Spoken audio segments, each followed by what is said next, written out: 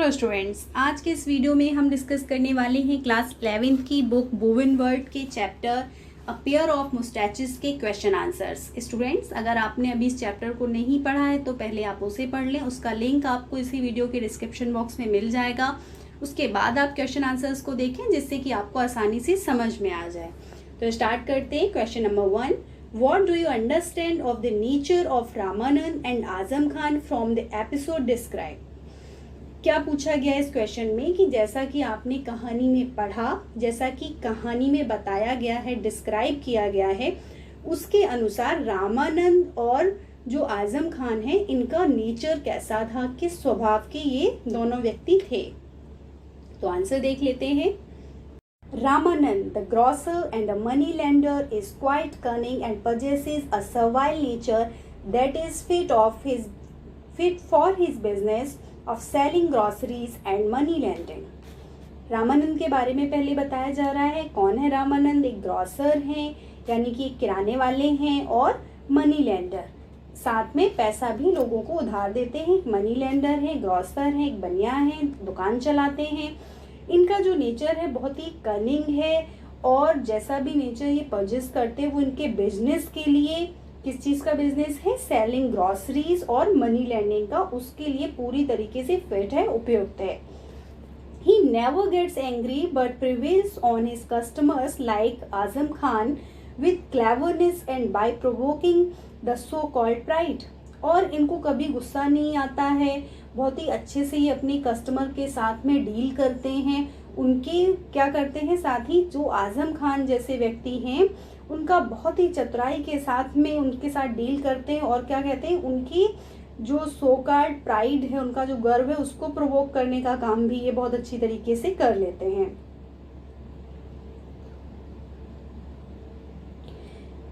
It is also evident that Ramanand regards his customers as always right, at least in principle. So he always keeps his business first and pride secondary.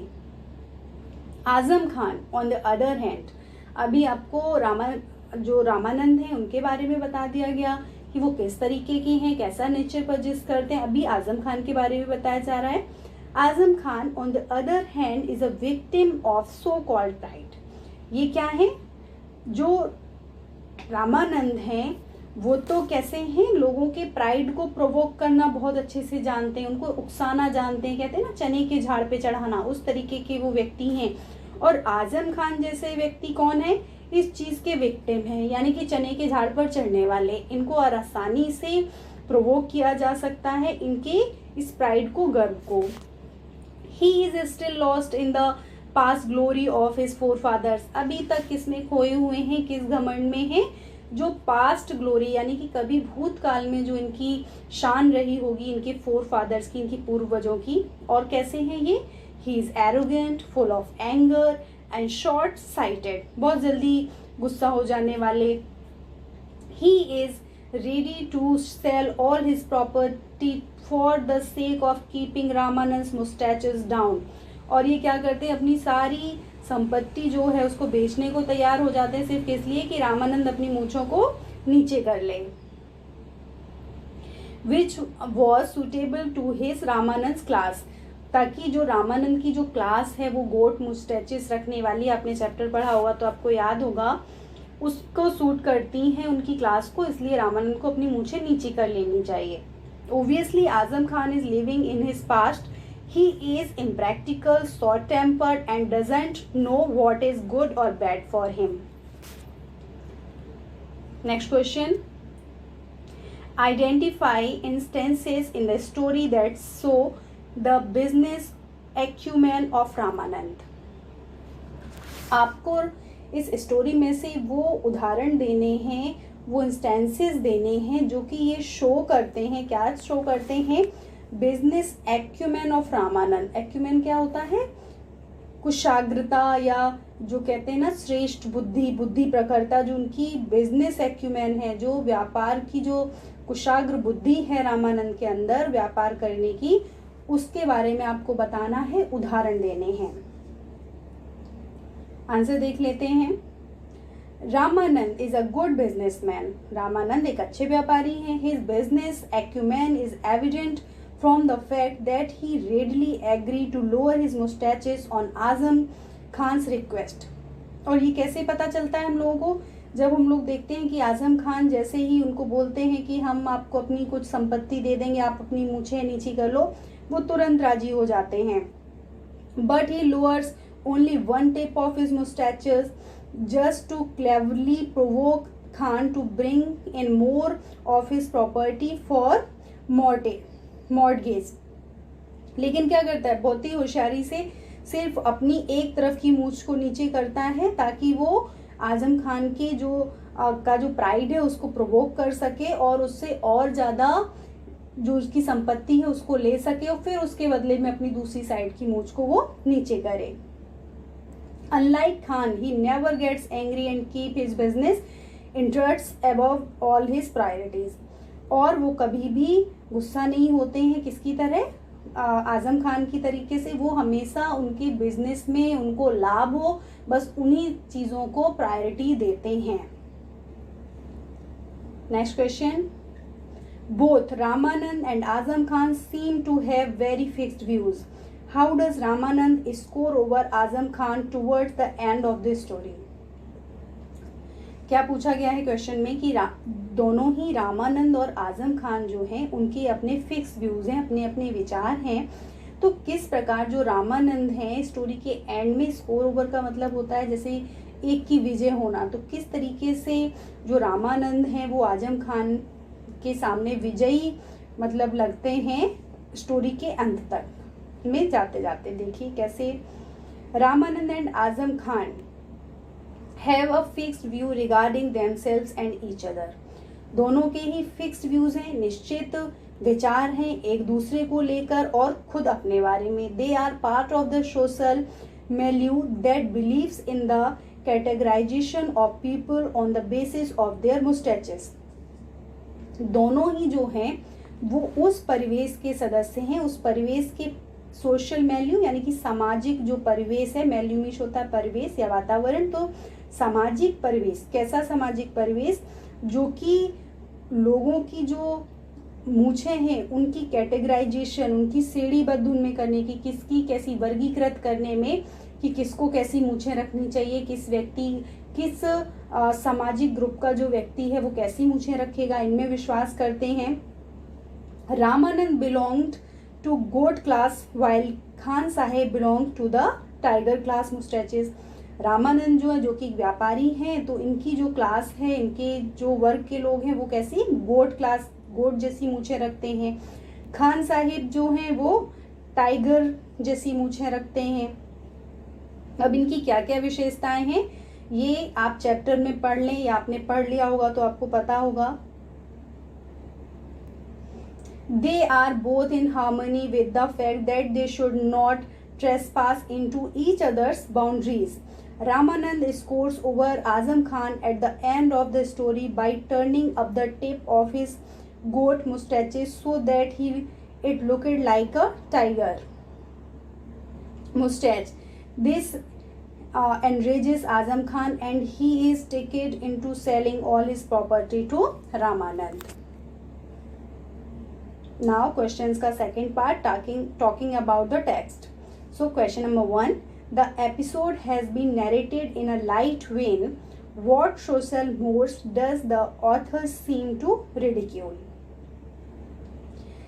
इसमें पूछा जा रहा है कि जो text आपने पढ़ा, जो आपने चैप्टर पढ़ा, इसको बहुत ही लाइट वेन में नरेट किया गया, बताया गया है, लेकिन साथ ही व्हाट सोशल मोड्स. अब ये मोड्स क्या होता है, जो भी रस्म रिवाज आचार विचार जो हैं, सोशल सामाजिक आचार विचार, कौन से ऐसे रस्म रिवाज हैं या आचार विचार जो हैं उनको ऑथर जो हैं वो रिडिक्यूल मीन्स होता है उपहास करना, किसी चीज़ का मजाक बनाना. तो इस चैप्टर में ऐसे कौन सी वो चीज़ें हैं, रस्म रिवाज हैं या समाज की परंपराएं हैं जिनका जो राइटर है हमारे वो मजाक बना रहे हैं या ऐसा प्रतीत हो रहा है कि वो मजाक बना रहे हैं, उनका उपहास कर रहे हैं. आंसर देख लेते हैं. The author has mocked the society and its people who lived in false pride of their community or lineage. किन लोगों का? जो कि अपने वो झूठा जो घमंड बना के रखा हुआ है अपनी कम्युनिटी का या अपनी जो लाइनेज है उसका. How a fool who knows not of a practical matters and just to feed their image they go ahead auctioning their actual possessions. And such people are fooled by the smarter ones like Ramanand, who bend but do not break. क्या बता रहे हैं? किस प्रकार से जो कुछ मूर्ख जो होते हैं वो प्रैक्टिकल मैटर यानी कि जो व्यवहारिक जीवन है जो वास्तविकता में होता है उसको नहीं जानते, बस क्या करते रहते हैं, जो एक उन्होंने पहले से अपने दिमाग में बना रखा है, पुराने कुछ राइट्स हैं उनको बस फीड करते रहते हैं और अपनी एक्चुअल पोजेशन जो उनके पास है वास्तविकता में जो परचेस करते हैं उसको खो बैठते हैं. किस तरीके से और कैसे लोग हैं? साथ ही जो लोग क्लेवर हैं, जो स्मार्ट लोग हैं, उनके द्वारा ऐसे लोगों को बेवकूफ़ बनाया जाता है. जैसे हम लोगों ने कहानी में पढ़ा, जो रामानंद हैं वो आजम खान का प्राइड प्रोवोक करते जाते हैं और धीरे धीरे क्या करते हैं, उनकी सारी संपत्ति अपने नाम करा लेते हैं. और रामानंद जैसे जो लोग हैं, कैसे स्मार्ट लोग, जो कि टूटने के बजाय झुकना पसंद करते हैं, यानी कि समय के अनुसार काम निकालते हैं अपना. दे alter their values according to need of the situation but do not compromise entirely on their pride. क्या करते हैं? सिचुएशन के अकॉर्डिंग अपना जो वैल्यूज हैं उनको बदल लेते हैं. They are the cunning ones who take advantages of fools who are stuffed with their worn out social status and forsake the present to protect the past. The author has ridiculed such people who beat their fall with their insensibilities. किसका मजाक बनाया है? ऐसे लोगों का जैसे जो खान साहब थे, उन जैसे लोग जो अपनी झूठे गर्व में रहते हैं, जिनको अपनी जो वास्तव में वो परचेज करते हैं उस चीज़ की कोई वैल्यू नहीं है. आजम खान जैसे लोग उनका फ़ायदा उठाते हैं. रामानंद जैसे जो लोग हैं, स्मार्ट पीपल हैं, वो लोग आजम खान जैसे लोगों का फ़ायदा उठाते हैं, उनको बेवकूफ़ बनाते हैं, उनका जो भी धन संपदा है जैसा कि हम लोगों ने देखा ले लेते हैं. और ऐसे लोग कैसे? आजम खान जैसे जो लोग हैं वो खुद ही अपनी जो फाल है या कह सकते हैं अपनी हार, अपनी दुर्गति, उसका खुद ही उसे बीव करते हैं या कहते हैं अपनी जो भी दुर्दशा है उसके उत्तरदायी वो खुद ही होते हैं. Next question, what do you think are the reasons for the references made to English people and the British monarchy. ये अब यहाँ पर पूछा जा रहा है कि आपके अनुसार क्या कारण हो सकते हैं, जो भी इसमें चैप्टर में हमारे राइटर ने जो रेफरेंसेस दिए हैं, उदाहरण दिए हैं, जैसा कि जो भी उन्होंने मूँछों के उदाहरण दिए कि गोट मुस्टैचेस जैसा कि पहले जो रखते थे लोग, नवाब रखते थे या जो राजा महाराजा जिस तरीके पर, वो ज़्यादातर जो उदाहरण है उनके वो इंग्लिश पीपल के हैं, ब्रिटिश मोनार्की से संबंधित जो लोग थे उनके हैं. तो ऐसा क्यों किया गया है? Answer, Indian society unfortunately is the one that takes pride in the language and culture of their rulers and not in their own rich and vibrant history. क्या बता रहे हैं? भारतीय जो समाज है वो दुर्भाग्यवश उन समाज में से एक है जो जिन लोगों ने हमारे ऊपर राज्य किया, जो हमारे शासक थे, यानी कि जो ब्रिटिशर्स की बात हो रही है, उनकी भाषा और कल्चर को अपनाने में प्राइड महसूस करते हैं, बजाय किसके? अपनी खुद की जो रिच और वाइब्रेंट हिस्ट्री है उसको मानने के, अपनी जो मान्यताएं हैं, कल्चर है, उनको अपनाने के. वो किस में ज़्यादा गर्वान्वित महसूस होते हैं? इंग्लिश भाषा बोलने में या उनका कल्चर अपनाने में, इंग्लिश हो या कोई भी भाषा जो कि हमारे शासकों की थी. The Nababs and Babus that were in British Raj are still looked up and are respected. अभी तक जो भी ब्रिटिश राज में लोग रहे हैं उनको आज भी इज्जत मिलती है. Though the truth is that these are the people that ensured English Queen's authority on our land. The reference in the story of Mulk Raj Anand makes it clear. He cited an example of how the Nababs and generals in English army are to wear the prestigious line mustaches which is borne by resplendent rajas and maharajas of our land. This makes clear how we Indians take pride in being slaves of Britishers. Next question. What do you think the message that the author seems to convey through the story? इस story के through जो हमारे writer हैं, author हैं, वो क्या message देना चाहते हैं? Answer. The author has tried to make a point that how people living by age-old impractical values weave their own fall and create unnecessary disturbance in the society. One should evolve as the time advances and the society grows. Sticking of false pride is not what will bring prosperity to one. One must be cautious and keep a wide eye to see if one is taking advantages of their virtues. Next question. Appreciation based. Comment on the way in which the theme of the story has been introduced. आपको टिप्पणी करनी है उस तरीके पर जिस प्रकार जो हमारे ऑथर हैं उन्होंने इस चैप्टर की जो थीम है इस कहानी की उसको इंट्रोड्यूस किया. आंसर देख लेते हैं. The theme of this story, Mustaches, has been introduced in a scientific but light manner. In the beginning, it seems that it might be an essay on how Indians take pride on their style of mustaches. It is only later the reader realizes the significance of the introduction. The author wisely served the reader with the detailed description of the object around which the whole story will revolve. How men rise and fall by altering and sticking to their status symbols such as mustaches. Next question. How does the insertion of dialogues in the story contributes to its interest? किस प्रकार इंजर्सन यानी कि entry करना या किसी चीज़ में प्रविष्टि करना, किसकी? डायलॉग्स की. जो हमारे ऑथर ने इसमें बीच में डायलॉग डाले हैं यानी कि संवाद डाला है जो आज़म खान और रामानंद के बीच में, वो किस प्रकार से स्टोरी में हमारे इंटरेस्ट को बढ़ाता है उसके बारे में आपको बताना है. Answer. Inclusion of dialogues in a story enables the writer to express things in their actual perspective. It allows him to include words and expressions which a writer normally would not write on his own. क्या होता है कि जब किसी कहानी में dialogues को enter कर दिया जाता है, संवादों को डाला जाता है, तो क्या होता है, राइटर को वो इनेबल करता है, समर्थ बनाता है किस चीज़ में, चीज़ों को उनके एक्चुअल पर्सपेक्टिव में एक्सप्रेस करने का.